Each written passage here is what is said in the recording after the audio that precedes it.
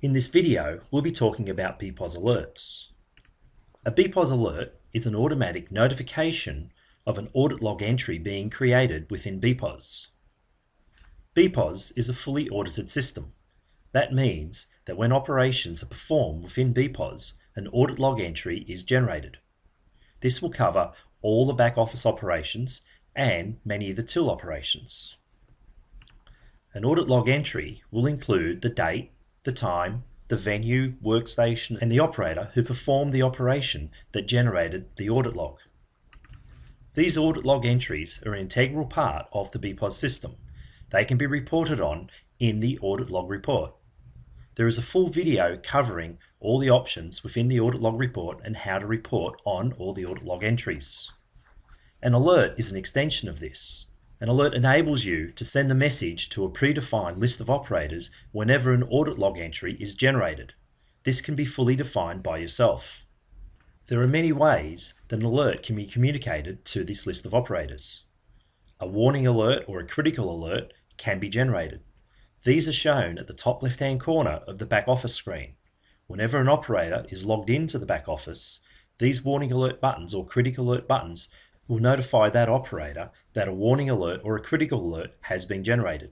From there, the operator can simply look into these warning alerts, and these warning alerts and critical alerts must be okayed by an authorized operator. Alternatively, an alert can be sent to you via email, via SMS, via a pager system, or an internal operator memo. The messaging module must be authorized for one of these methods of communication to be used. When you define an alert, you can set up a schedule. This means that alerts are only created during certain times. This may be to track if events happen, say, on the weekend or late at night. You can also use a schedule to create different alerts based on the time of day or the day of the week. This may be used if you wish to receive an SMS during the week, but if an event happens on the weekend that you only wish to get an email sent to you. As already mentioned, there is an audit log entry created whenever you do operations on the back office and most till operations. Additional to this, you can create your own custom audits based on till transactions. This means you may wish to create an alert that is sent to you whenever a particular product or group of products is sold.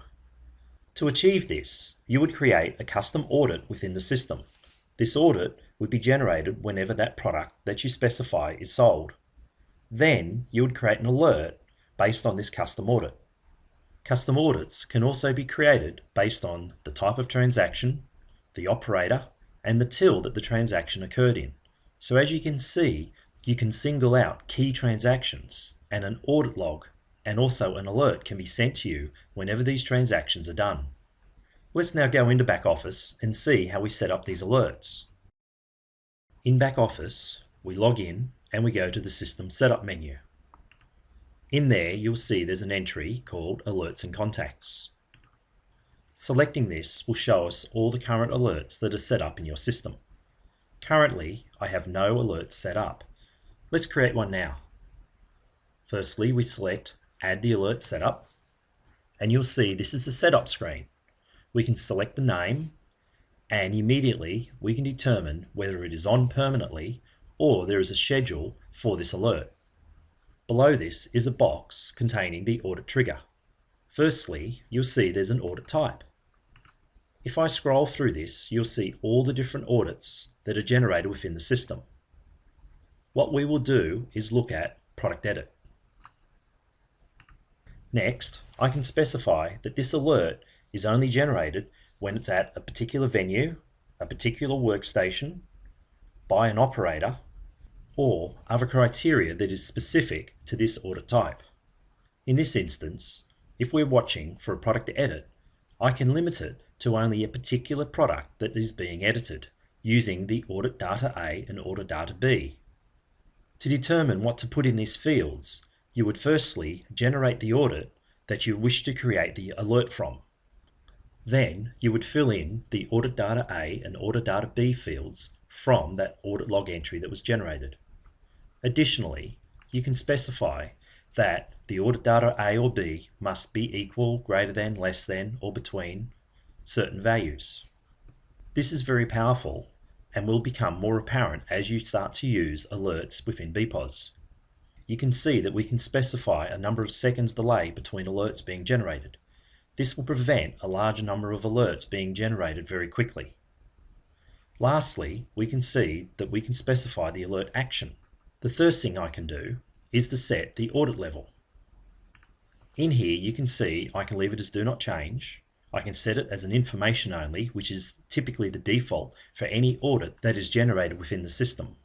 Next, you can see I can specify that this will be a warning alert or a critical alert. Lastly, I can specify not to log the audit at all or send it to the help desk. This is your Bepoz support people. Typically, this would only be set up by the actual help desk people themselves if they want to monitor when events are occurring in your system. For this example, I wish to set this to be a warning alert. Other options within this area, you can see I can specify a contact list. This is a standard contact list within the messaging subsystem. We'll look at this in a moment. This will enable us to send emails, SMSs, and pages. Firstly, how about we save this alert and see how it works. I'll give it a name.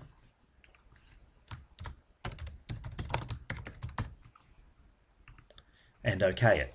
Now let's do a product edit and see how the system responds. I'll go into a product.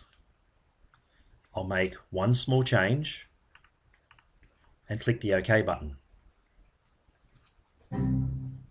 You'll see that the system gave me a warning tone, and now I have a new button up the top left hand corner telling me there is one warning alert. If I click on this, it will show me all the warning alerts that are current for the last 30 days. It is currently in red, and you'll see it at the top of this report.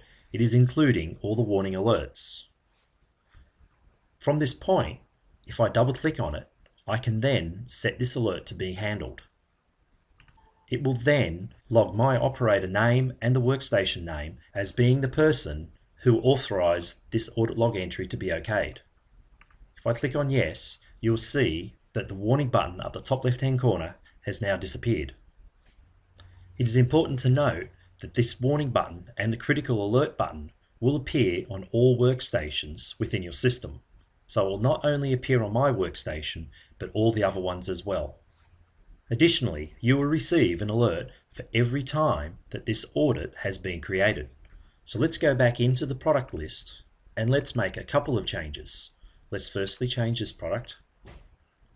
Then we'll change the next one. You'll see that there is just a 2 or 3 second delay behind me actually making the change and the alert appearing. All currently logged on workstations will receive these alerts in that same timing. Also, the ability to view the warning alerts and to select OK'd to say they're handled is limited by your operator privileges. So you can limit this to only authorized people. Okay, let's quickly go back into alert setup and let's create another alert that generates a critical alert. We'll add a new alert setup. We'll now select operator edit. Select the operator edit audit type. And down below, we'll select that it's a critical alert. Now, if we go into the operator list and we edit an operator,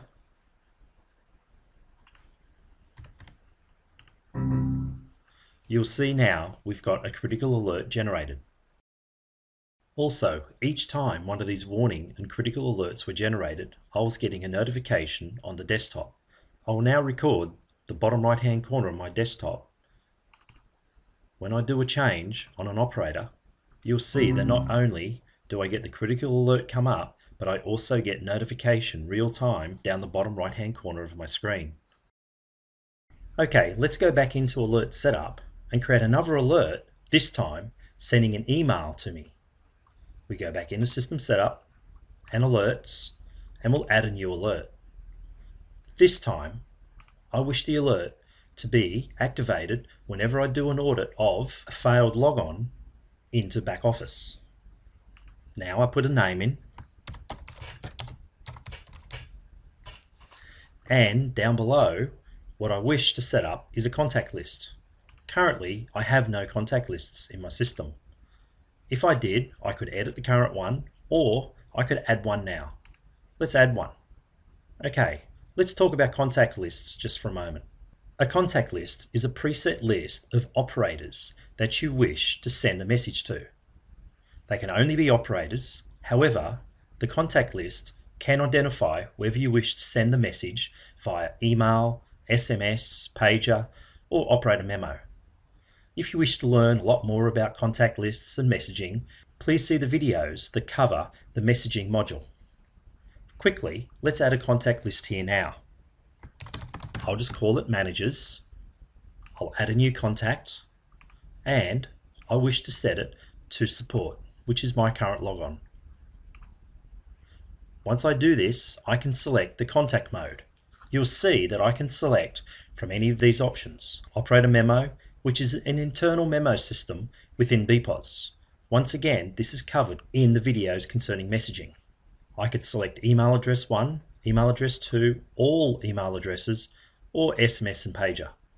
Now it's important to note that these options, email, SMS and pager, will only appear if your system is not only authorized for messaging, but also have these forms of communications set up within the system. For this case, I'll set email address 1, which is to send the message to info@bepoz.com.au. I can add other people to this same contact list, or I could actually add myself again, but have a different form of communications this time. What I'll select is the operator memo. So now I'll not only get an operator memo, which will notify me whenever I'm in the Bepoz system, either the back office or the till, plus I'll also receive an email to my email address. Now we will create an audit log entry of a failed login. What a failed login is if there's been 3 attempts to log into back office that all fail in a row. We'll do this by typing in 1, 2, 3, try the login, try to log in again, and then a 3rd time. Okay, that would have caused the system to create an audit log entry of the fact that there was a failed login. If I now log into the system using my proper number, you'll see that now up the top left-hand corner, in addition to the critical alerts and warning alerts, I have a message pending for me. This is the operator messaging system. If I click on this, you'll see that I have an operator memo that has been sent to me. I can double click on it and I can read the details of this message. You'll see that it doesn't have a from because it's come from the system, and the message was an alert, back office failed login. Also, I would have received an email with the same information in it. I could have added more information into that audit that was sent to me. If I go back into the alerts and I edit that alert, you'll see down the bottom I could have included information like the venue, the operator, the workstation, the other info, the data A, data B, or a message that I could type in myself. The last option I have in alert actions is to run a job when the alert is triggered. This might be useful if, say, I'm tracking when prices are being changed, to automatically run a job that exports the price list off to another system. That concludes looking at alerts within Bepoz. You can see that the alerts are very powerful, and it's a very key component within the Bepoz system to notify you of events that are occurring within your system.